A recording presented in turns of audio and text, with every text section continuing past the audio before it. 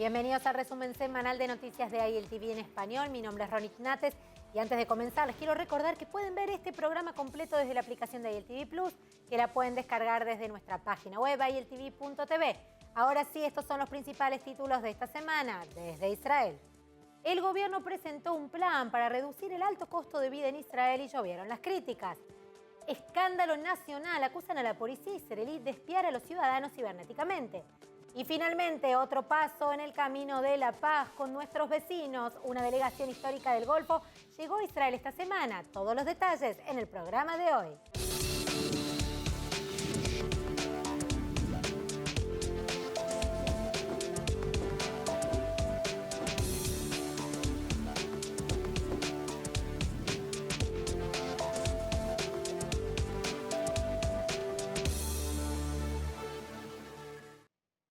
Israel está caro. Por eso el gobierno finalmente reveló su último plan de estímulo económico a un costo de unos 4.400 millones de shekels. Esto a medida que los israelíes se enfrentan cada vez más al aumento del costo de vida. Todavía puede haber alguna esperanza para el costo de vida israelí, como anunció el gobierno en un plan de 4.400 millones de shekels dirigido a abordar el problema del costo de vida. El plan, que fue creado por el primer ministro Naftali Bennett, el ministro de Finanzas Avigdor Lieberman y la ministra de Economía e Industria Orna Barbibai, incluirá un conjunto de medidas como beneficios fiscales que ayudarán a las familias trabajadoras, tarifas más bajas y una disminución en los precios de la energía y algunos alimentos. La medida se anunció debido a una intensa ira pública por el aumento de los costos, después de que subieron los precios de la gasolina y la electricidad y después de que varios fabricantes e importadores importantes retrasaron o descartaron los planes para aumentar el costo de los bienes debido al retroceso.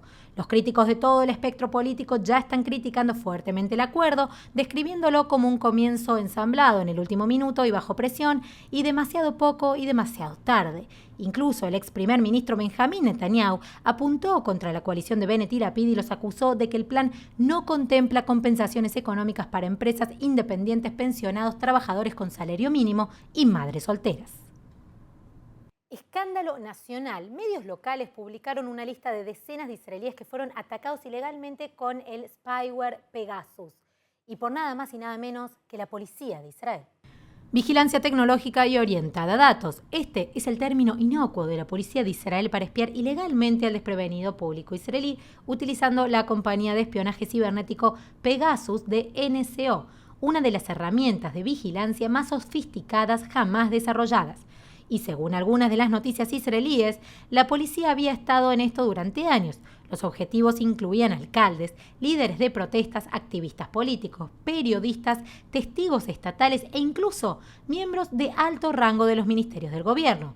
Todo ello sin control judicial, sin órdenes judiciales y en muchos casos sin siquiera sospecha de delito. De hecho, la calista de la policía informó que a menudo la policía ni siquiera solicitó la aprobación judicial porque esperaba que sus solicitudes fueran rechazadas. Una lista recientemente publicada de objetivos específicos expone cuánto más expansivo se ha vuelto realmente el Estado policial. Por ejemplo, el desgarrador informe de seguimiento de Calcalist nombraba a varios directores generales del Ministerio del Gobierno, incluidos los entonces directores ejecutivos de los Ministerios de Transporte y Finanzas. La policía presuntamente sospechaba que filtraban documentos a los periodistas, aunque todavía no hay ninguna prueba de tales afirmaciones. Además, la policía rastrea a los manifestantes y líderes de las protestas de todas las protestas posibles para prepararse para amenazas al orden público, como el bloqueo de autopistas. Dichos objetivos, incluidos los manifestantes anti-Netanyahu, como se reveló en el primer informe, pero también colonos antes de las evacuaciones, jefes de grupos de derechos de las personas con discapacidad y líderes de la comunidad israelí etíope que irónicamente protestaban contra el maltrato a manos de la policía. Del modo mismo, incluso hackearon al entonces director general del Ministerio de Justicia, una de las personas de más alto rango en el gobierno en ese momento, mientras encabezaba un comité para erradicar el racismo contra los israelíes etíopes. En un esfuerzo por cambiar las cosas entonces, la policía dice que cooperará con cualquier investigación y probablemente habrán varias. El ministro de Seguridad Interior, Omer Bar-Lev, ya ha anunciado su intención de formar una comisión de investigación del gobierno. Además, es probable que se disuelva la NSO plagada de escándalos que desarrolló la herramienta Pegasus. Esto como aparte del escándalo de la policía de Israel, los Estados Unidos ya incluyeron a NSO en la lista negra y el Parlamento Europeo pidió una investigación sobre presuntos abusos del spyware Pegasus. Además, la empresa se enfrenta a una serie de demandas judiciales graves. Sin embargo, no importa lo que suceda a la compañía, esto no es la última vez que Pegasus llegará a la banda de noticias. Tanto la herramienta como sus daños se esperan que vivan por un largo tiempo en los medios. Avanzando, Israel ahora está a un paso de hacer cumplir los límites del mandato en la oficina del primer ministro. Los legisladores israelíes aprobaron el proyecto de ley en el comité y avanzan al Parlamento para sus 2 últimas lecturas antes de convertirse en ley. Ahora bien, según el texto de la propuesta que se presentó hasta ahora, cualquier futuro primer ministro se vería obligado a dejar el poder después de 8 años en el cargo o, alternativamente, después de cumplir 2 mandatos que siguieron a 2 elecciones. Pero el partido Likud, por ejemplo, así como otros partidarios del líder de la oposición en la Knesset, Benjamín Netanyahu, criticaron el proyecto de ley. Acusan que no es más que un intento de evitar que el ex primer ministro regrese al poder. Netanyahu, el primer ministro de Israel con más años en servicio después de haber sido derrocado por el gobierno actual después de 12 años en el cargo.